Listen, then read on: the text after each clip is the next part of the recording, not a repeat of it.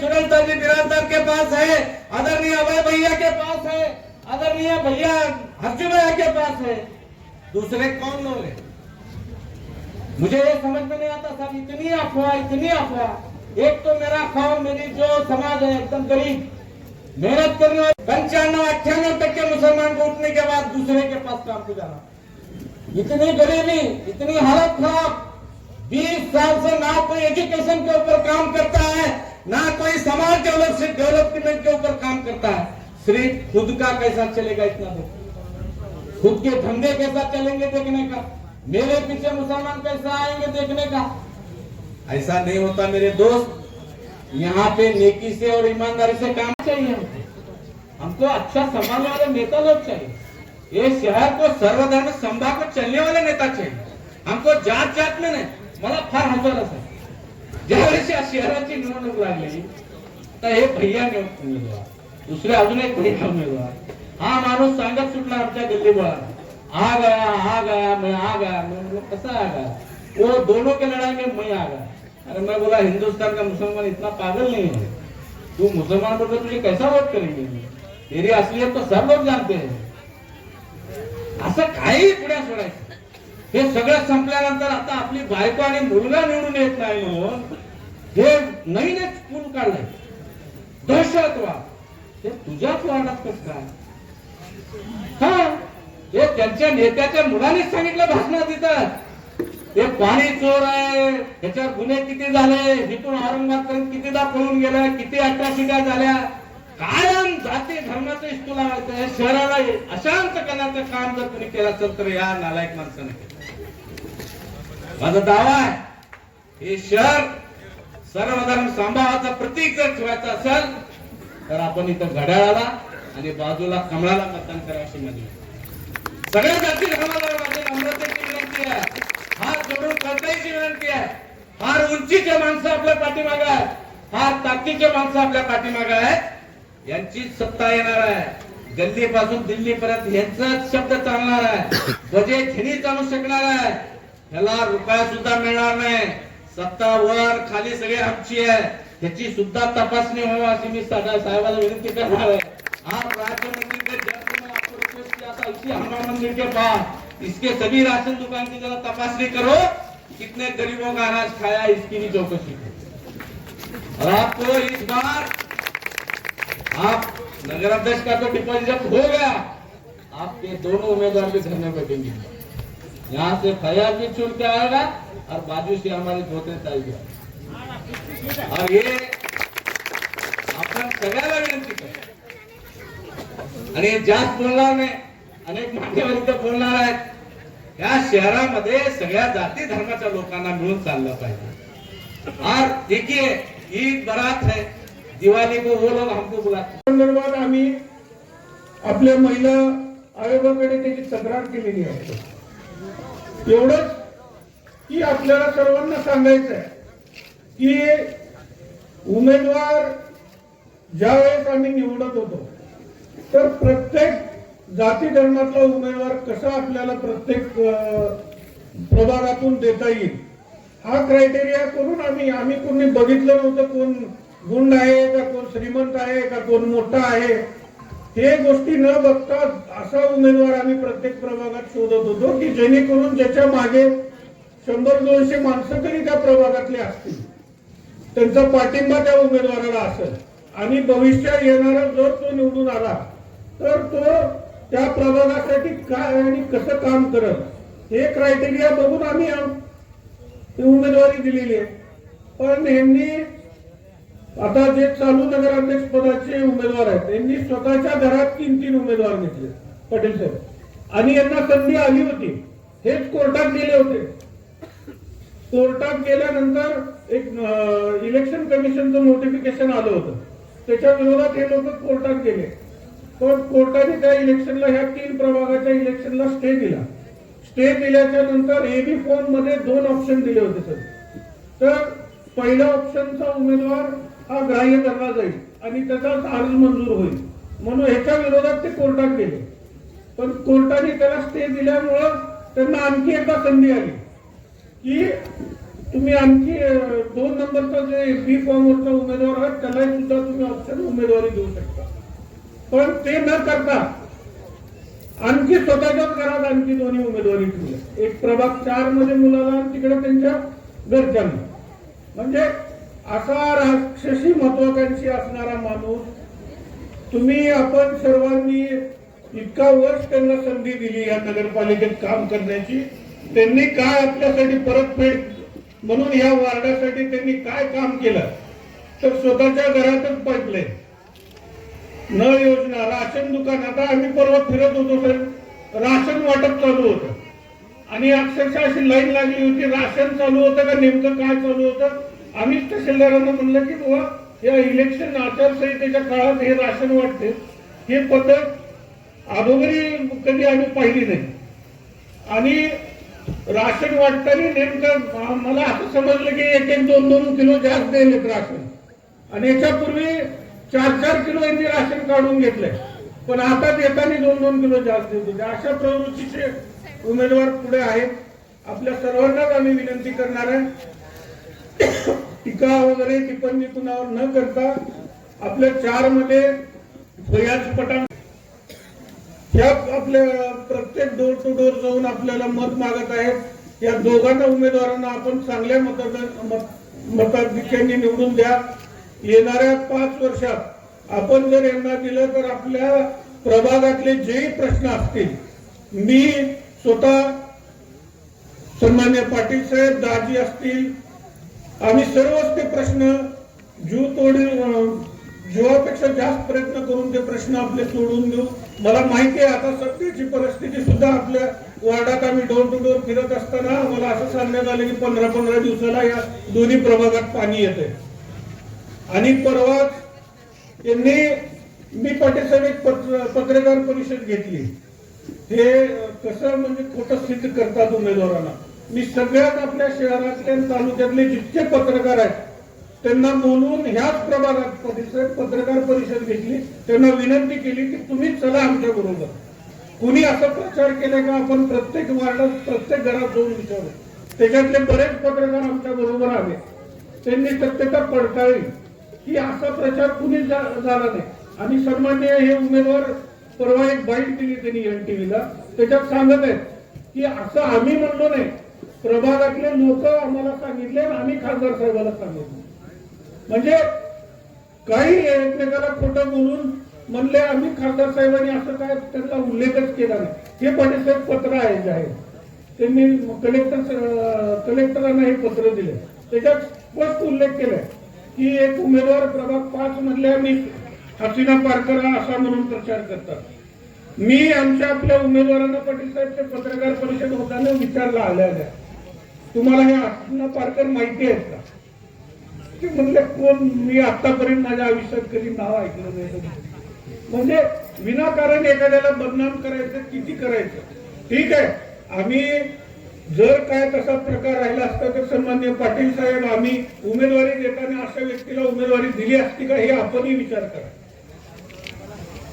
कारण त्याची जबाबदारी आम्हाला पुढं सगळं त्यांचं निस्तरावं लागणार तर पाटील साहेबाला आम्हाला. आम्ही बघतानाच तुम्हाला सांगितलं की प्रत्येक वार्डात योग्य उमेदवार कसा देता येईल हेच आम्ही सर्व त्यांचं तपासूनच उमेदवारी दिलेली आहे. तर आपल्याला कळकळीची विनंती आहे की परवा 20 तारखेला आपण आमचे दोन्ही उमेदवार प्रभाग 5 मधले आणि प्रभाग 4 मधले. आता बोलण्यासारखं खूप आहे पण मी बोलणार नाही. आपला स्वभाव नाही कुणावरती टीका करण्याचा. सरळ सरळ जे एक माझ्या मनाला वाटलं की एका महिलेचा अपमान होत आहे तर त्या महिलेसाठी आपण उभा राहिलं पाहिजे हे माझ्या मनाला वाटलं. म्हणून मी पत्रकार परिषद घेऊन पूर्ण त्याचा खुलासा केला. आणि आपल्या सर्वांना अजून एकदा कळकळीची विनंती करतो की येणाऱ्या 20 तारखेला आमच्या दोन्ही फयाज पठाण प्रभाग 4 मध्ये यांची चिन्ह आहे घड्याळ. यांच्या घड्याळाच्या पुढचं बटन दाबून त्यांना भरघोस मतांनी विजय करा. प्रभाग 5 मध्ये आमच्या भगिनी आहेत दुर्गाताई धोत्रे, यांचं चिन्ह आहे कमळ. तर त्याच्या पुढचं बटन दाबून या दोन्ही उमेदवारांना चांगल्या मतांनी निवडून द्या हीच विनंती करतो आणि माझी रजा घेतो. जय. ठरवण्यासाठी निवडणूक आहे.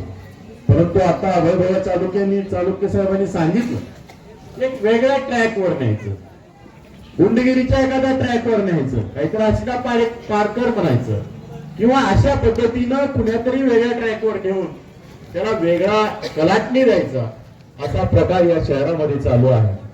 कशावर आपण चर्चा व्हायला पाहिजे? आपण या शहराच्या विकासावर चर्चा, त्यांना योग्य सोयी सुविधा आहेत का, या शहरामध्ये राहणाऱ्यांना चांगलं पाणी उपलब्ध, शुद्ध पाणी उपलब्ध होऊ शकतं का, या शहरामध्ये राहणाऱ्या लोकांना आरोग्याची सुविधा उपलब्ध होऊ शकते का, या सर्व गोष्टीची चर्चा या निमित्तानं व्हायला पाहिजे. या शहराच्या विकासासाठी महाराष्ट्राचे मुख्यमंत्री फडणवीस साहेब हे या महाराष्ट्राचे मुख्यमंत्री आहेत. अजितदादा पवार हे या राज्यात महायुतीच्या उमेदवारांना निवडून द्यायचा. आता त्याचा उल्लेख केला की कसे उमेदवार आपण निवडले पाहिजे. राष्ट्रवादी काँग्रेसचा आमचा 4 नंबरचा उमेदवार फयाज पठाण आहे. सर्वाधिक कार्यकर्ता, एक सुशिक्षित तरुण आज तुमच्या पुढे उमेदवार आहे. आमच्या नेत्रेताई धडपडीच्या आज स्टेजवर आल्या त्यांनी जे आपला परिचय दिला, अशा धोत्रेताई आपल्या पुढे उमेदवार आहेत. आताच परवा एक महिला आम्हाला फिरत असताना भेटल्या, त्यावेळेस त्यांच्या मुलीला कोणीतरी छेडलेलं होतं. त्या महिलेचं नाव मला काही लक्षात नाही, पण परवा फिरत असताना त्या महिलेने आवर्जून सांगितलं, एका मुस्लिम महिलेच्या मुलीला छेडल्यानंतर त्याला अटक करण्याची, तुम्हाला तो जरा, आणि रात्रीचे जवळजवळ 9 वाजता, तर एवढ्या मोठ्या संख्येनं आपण या सभेमध्ये उपस्थित झालात, त्याबद्दल मी माझ्या वतीनं, आमच्या सर्व मित्रांच्या वतीनं आपलं मनपूर्वक या ठिकाणी स्वागत करतो आणि धन्यवादही देतो.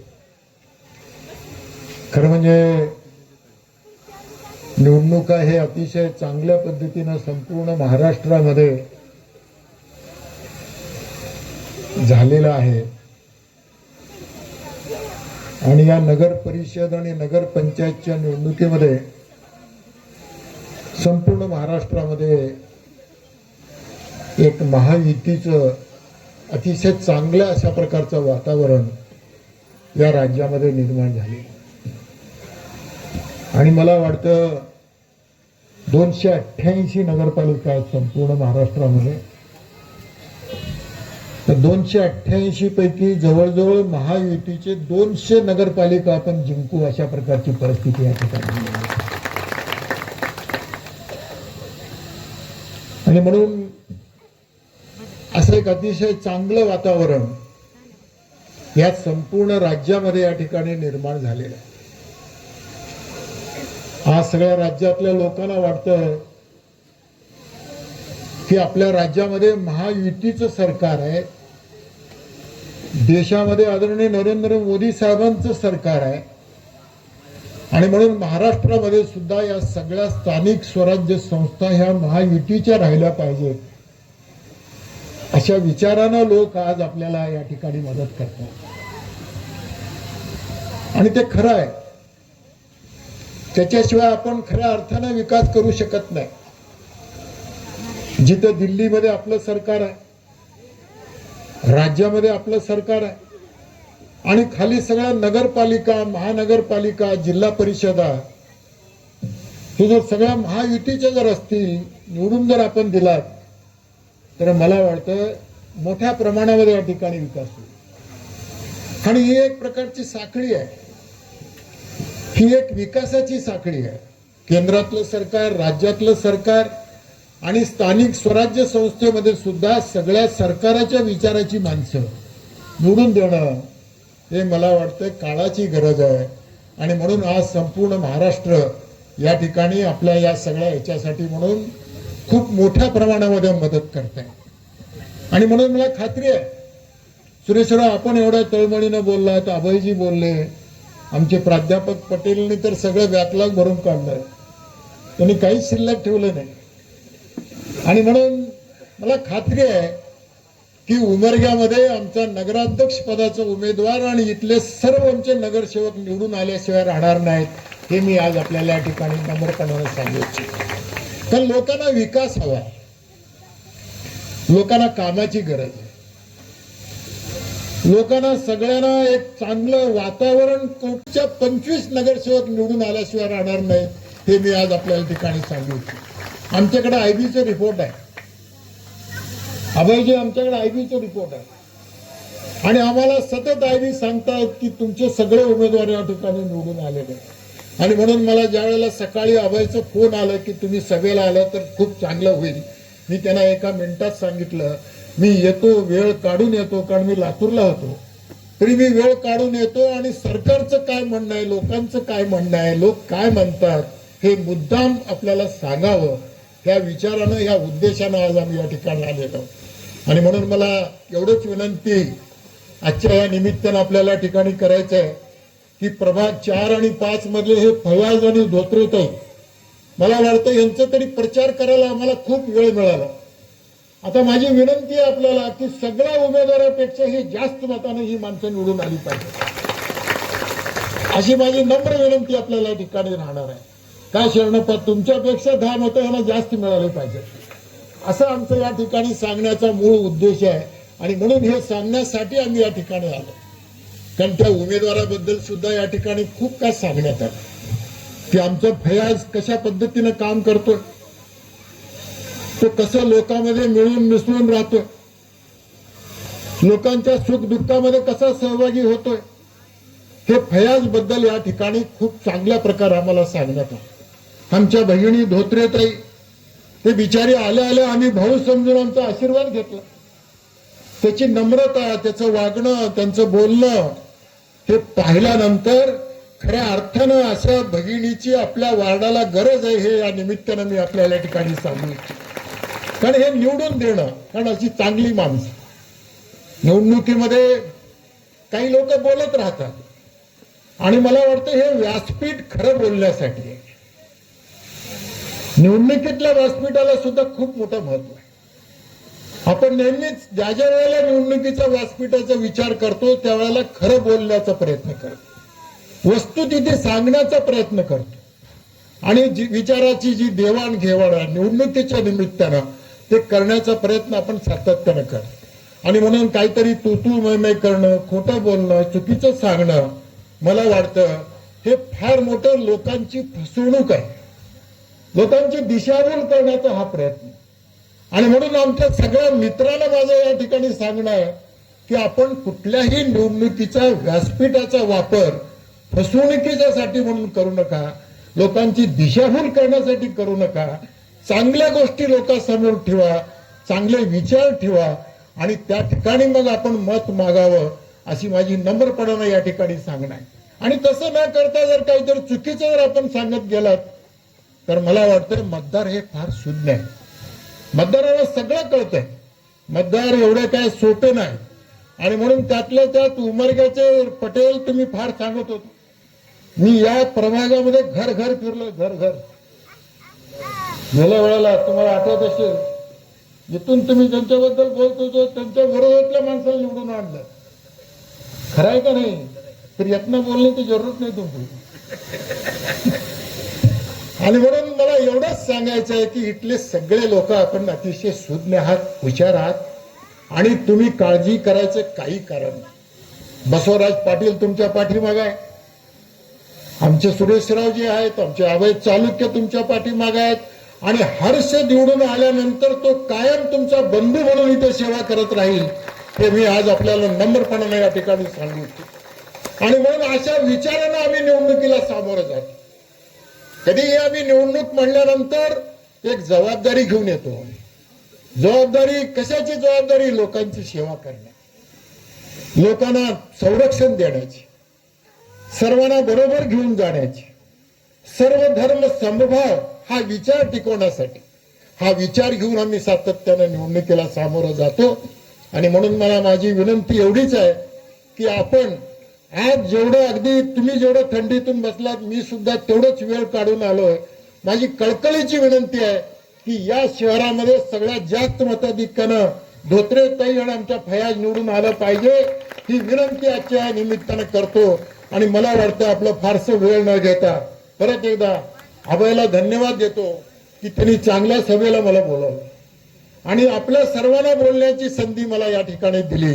त्याबद्दल मी परत एकदा धन्यवाद देऊन या शहरातलं जे काही परंपरा आहे, जो इतिहास आहे, जो विचार आजपर्यंत आपण जोपासलंय, वाढवलंय, टिकवलंय, त्या सगळ्या गोष्टीचा विचार करून ही निवडणूक आपण यशस्वी करावं आणि फयाजला आणि धोत्रेताईंना आपण आशीर्वाद द्यावं एवढी विनंती करतो. खूप काय बोलण्यासारखं आहे विकासाच्या बाबतीमध्ये. देशातल्या अनेक योजना, महाराष्ट्रातल्या अनेक योजना आणि उमरगा शहर हे एक महत्वाचं शहर आहे मराठवाड्यातील, अतिशय महत्वाचं. आणि त्यातल्या त्यात नॅशनल हायवेवरला एकमेव तालुका आहे. आणि मी आज आपल्याला या ठिकाणी सांगू इच्छितो, उद्या या ठिकाणी आमची सगळी ही माणसं निवडून आल्यानंतर हा तालुका मराठवाड्यामध्ये विकासाचा मॉडेल होईल. उमरगा शहर हे या निमित्तानं मी आपल्याला या ठिकाणी सांगू. भरपूर निधी आम्ही आणू. आदरणीय मुख्यमंत्री देवेंद्रजी फडणवीस साहेब त्यांच्याकडे अनेक कल्पना आहे शहराच्या विकासासंबंधी. आणि हे शहर कसं शहरीकरण वाढत चाललंय आणि त्याला कसं सुविधा आपण दिलं पाहिजे या संबंधीचा मोठा विचार आदरणीय मुख्यमंत्री देवेंद्रजी फडणवीस साहेब करतात. नरेंद्र मोदी साहेबांची साथ त्यांना मोठ्या प्रमाणामध्ये आहे. आणि म्हणून आपण कसल्याही प्रकारची या विकासाच्या कामासाठी आपण काळजी करायची गरज नाही. विकासाचा पूर्ण जबाबदारी आमचे हर्ष चालुक्य घेतील आणि त्यांना आम्ही मदत करू हे या निमित्तानं सांगतो. आणि परत एकदा धन्यवाद देऊन आपल्या सर्वांचं मनापासून आभार मानून थांबतो. जय हिंद, जय महाराष्ट्र.